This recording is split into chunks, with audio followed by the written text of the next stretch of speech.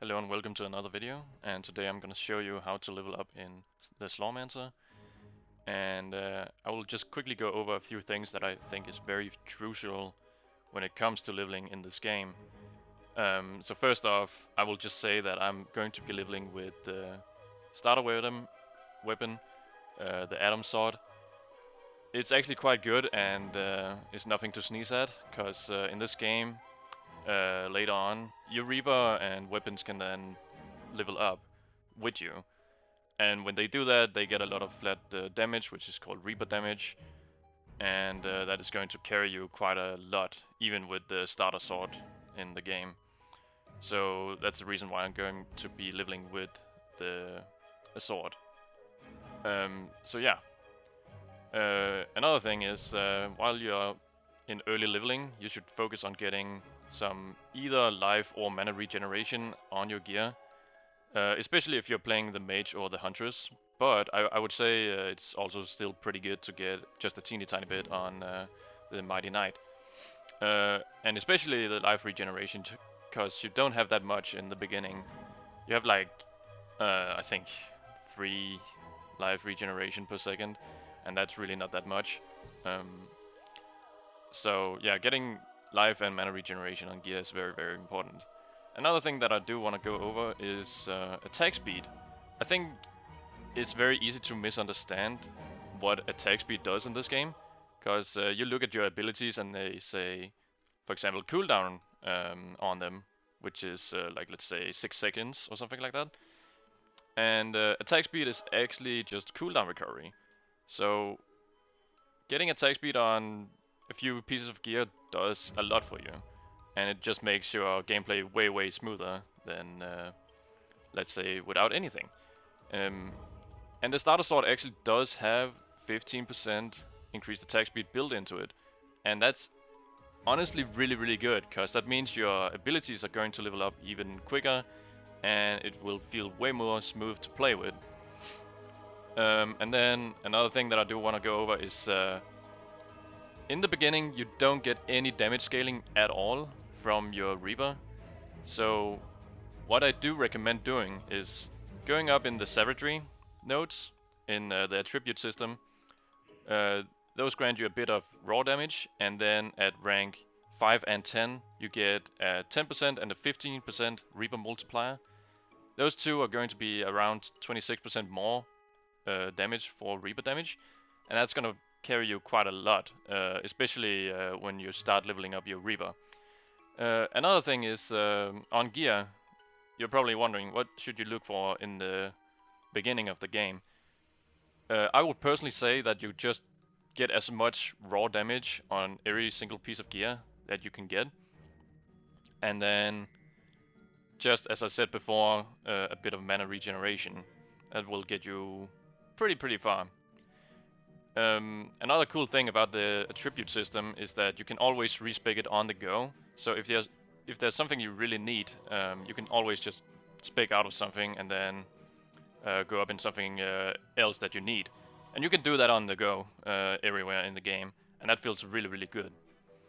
Okay, so one last thing that I do want to go over is that crit chance and essential strike chance in the beginning is completely useless, because it's not very consistent in terms of damage output.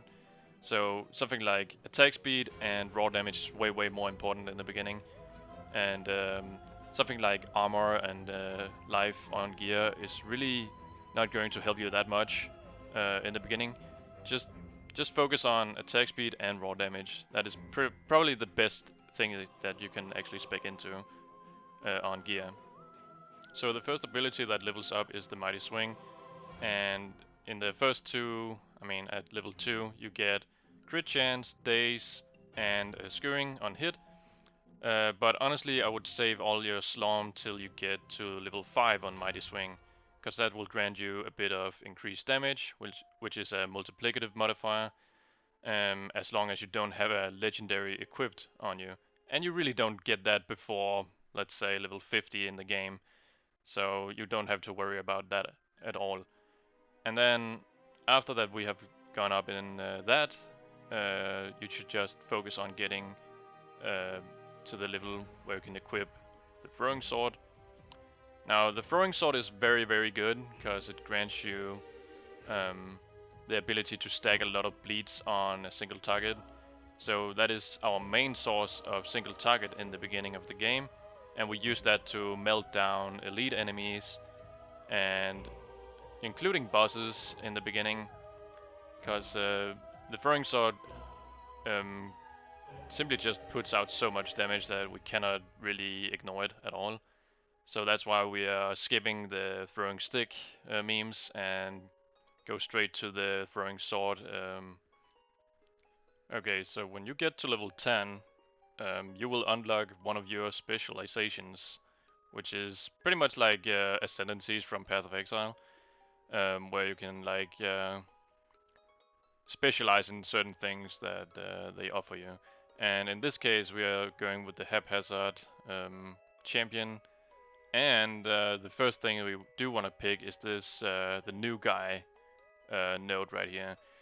So this one is just gonna speed up the leveling, and it's gonna feel really nice. This works for both your character and the Reaper that you have equipped. So I will actually recommend spending all the Slorm that you have left over on that, simply because it will make it so much better in the end. Okay, so later on, the Haphazard champion grants us something called a fortunate and perfect system. And this system relies on you getting a meter where you simply build up some fortunate stacks, and then at 100 stacks you gain a perfect stack. So every time it's fortunate, it will cast, for example, Astral Retribution Sword, and then at perfect stack, which is 100 stacks, you will then throw down a meteor, and that meteor deals a lot of damage. So it scales out of your skill damage. That means both raw damage and Reaper damage, and that simply just means that it will deal significantly more than, for example, the Astral Retribution sword. This is just going to be one of our single target damage options later on, especially when we get Whirlwind up and running. Okay, so right here is what I will recommend you to spec into when you level up your Haphazard champion. Obviously, the new guy, and then after that you will probably go with this one, because that's the one that enables you to trigger Astral Retributions with Fortunate and Perfect stacks. The next thing is probably this one, or this one, the Gravity Force. When you use Ascension, you can like pull enemies together in one clump. This might be better in the beginning, but then later on, the Astral Repercussion is probably a better choice. The next thing is this one. So this one is very, very powerful. This means that you can then get those stacks every time you use a skill in combat. And in this case, Whirlwind is going to be insanely good for this. The next thing is kinda whatever. You can pick this because it's very cheap, and then yeah, if you have a bit of a central strike chance, it might be okay-ish. But honestly, this is not going to be useful until late game. The next thing is kind of self-explanatory. This means that your meteors and astral retributions deal significantly more damage than before, and you should definitely focus on getting this up and running, because that's a lot of damage that you can spec into right here. The next thing is this one, the Rain of Meteors. This means that your meteors has a chance to be triggered twice or thrice. It can keep going as long as you're lucky, because it always has a 50% chance to trigger again and again and again. And sometimes you get a huge burst of damage output, and that feels really nice. Okay, so lastly we're going to pick this one, the Enhanced Luck. This is not going to be that good, but it will still do some sort of damage output. Okay, so I forgot to mention, when you unlock Adam, you unlock one of these Ancestral stones, and what I can recommend you go up in is this guy right here, the Air Conditioner. So the Air Conditioner allows you to slow enemies' attack speed by quite a lot. In this case, at level 5, it is 35% less attack speed, and it just makes, for a melee character at least, very nice to play. Another thing that you can go up in the tree after you get 2, you get that after killing the Necromancer. Take this Seasoned Hunter. This makes you just have a bit more attack speed, and on top of that get a bit of armor penetration. The elemental penetration is irrelevant. And when you unlock 2 more stones, which you do after the Prison Act and the Academy Act, you would go out of these 2 right here and then spec into these 4 points right here. So the first one is the Burning Shadow. This means that you can get a bit of crit damage and a bit of raw damage. This is not insanely good, but it does give a little bonus if you trigger it sometimes. The other thing is the Elemental Booster. That is completely irrelevant, you completely ignore this. Then you pick this one, the Bastion. This grants you a bit of damage reduction. This is very powerful, especially if you stack more of this. And then the last one, but not least, and most important one, Dark Ritual. Dark Ritual makes your primary and secondary skills imbued with the Shadow. And that means when they're imbued with Shadow, they deal 50% increased damage. 50% is a more multiplicative damage modifier. So if you have 100 damage, it will be 150 now. So very, very powerful, and that is pretty much the reason why we are traveling like this. And there's pretty much nothing else on a tree that can do this much damage output at all in this point in the game.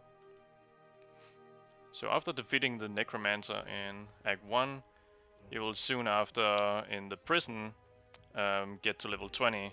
This will unlock Whirlwind, which is going to be our main ability from now on, and you will change that out with obviously Mighty Swing, because Mighty Swing is kind of outdated now, and yeah, Whirlwind is just gonna feel way better to level up with, and it's gonna carry us through the rest of the game pretty much. Okay, so the setup for Whirlwind is going to be Vengeful Hurricane, which means that you scale your damage through your movement speed, which is very powerful. This can get insanely good later on in the game. The next thing is the Wind Slice.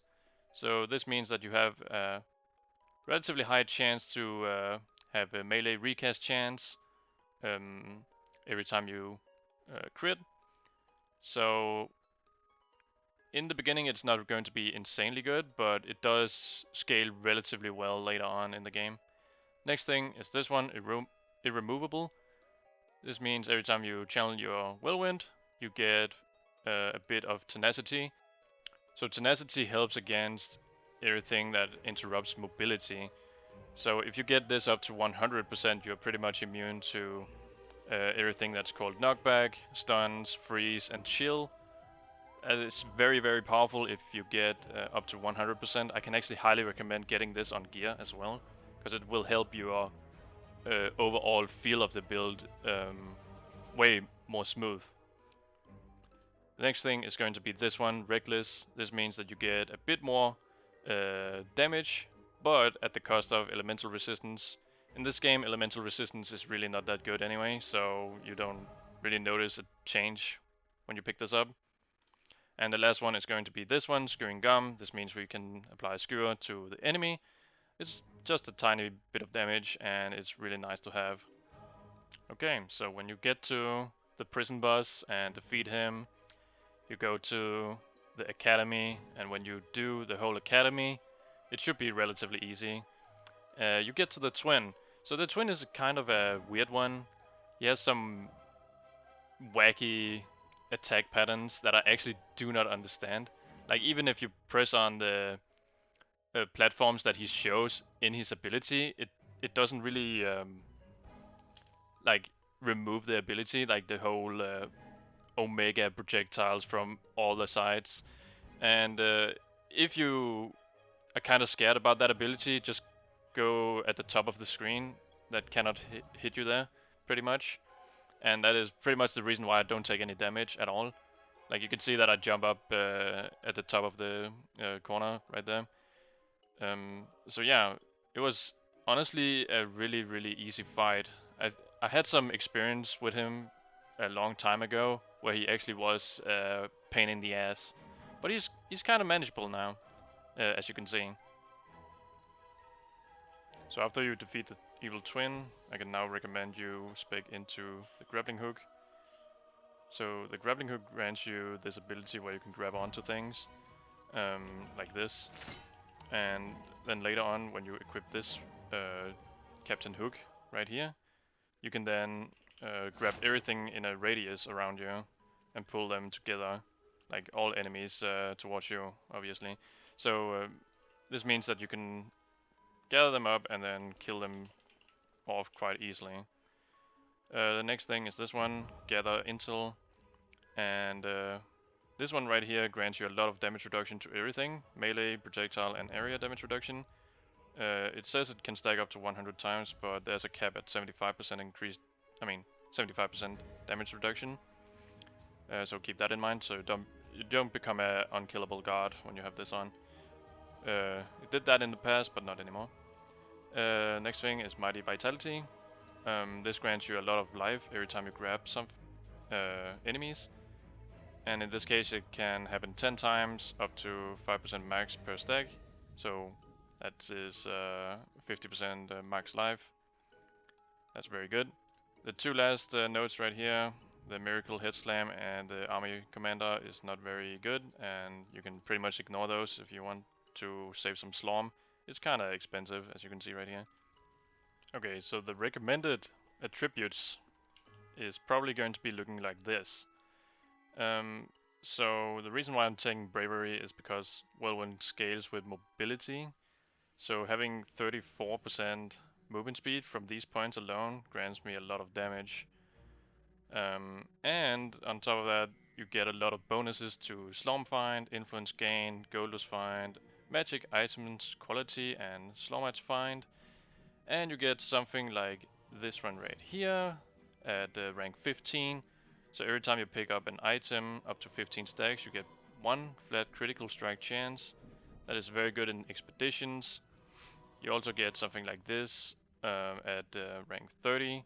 So every time you walk 1 yard, you gain 1 Strider stack. 1 Strider stack grants you 1% critical strike chance. You do lose one, you lose all the stacks when you do a critical strike, but it feels kind of nice to have. Another thing is taking a bit of Fury to get critical strike chance up and running.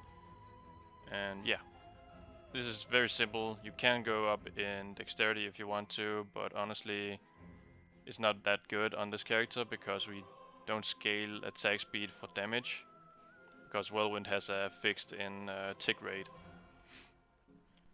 Okay, so now the endgame actually starts, and for starters, I would recommend doing the expeditions battlefield first, and then save up a bit of Elder Slorm, and then go into the temple right here, the Slorm Temple, because when you defeat floor 10 in the Elder Slorm Temple, you get this one right here, the Ultimatum of Infinite Wisdom.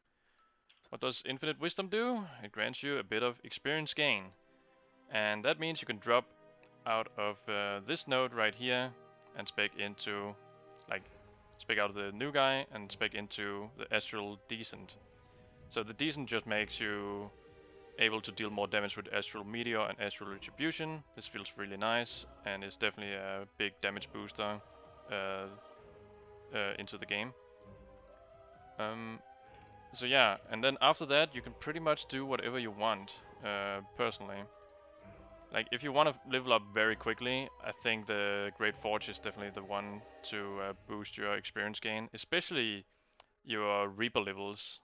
Because in here you get so many monsters to kill, and it feels really nice to level up in there.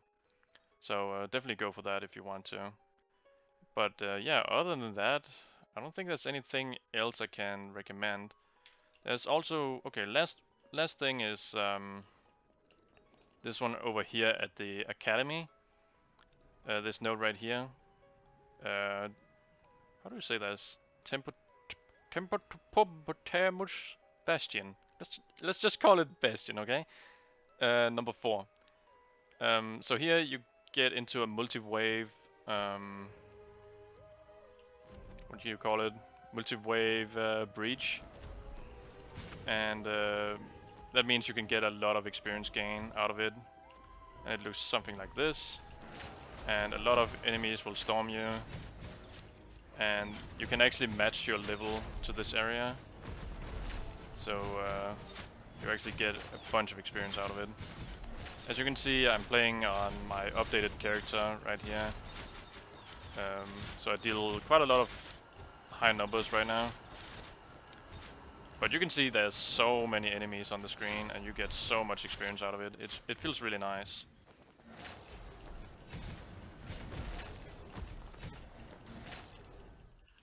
And yeah, boom. And you're done. And you can do that a few times if you want, let's say, some kills on your weapon, or just need a bit more experience to get that level up and running. But personally, I would rather recommend doing all the expeditions, like the battlefield, the Slorm Temple, and then the Great Forge, of course. These are probably the most important ones you can take out of the things you can do in the endgame, pretty much. But yeah, that's about it, everybody, and thank you so much for watching, and I will see you in the next video with probably the Huntress, most likely. So take care, everybody, and see you in the next one.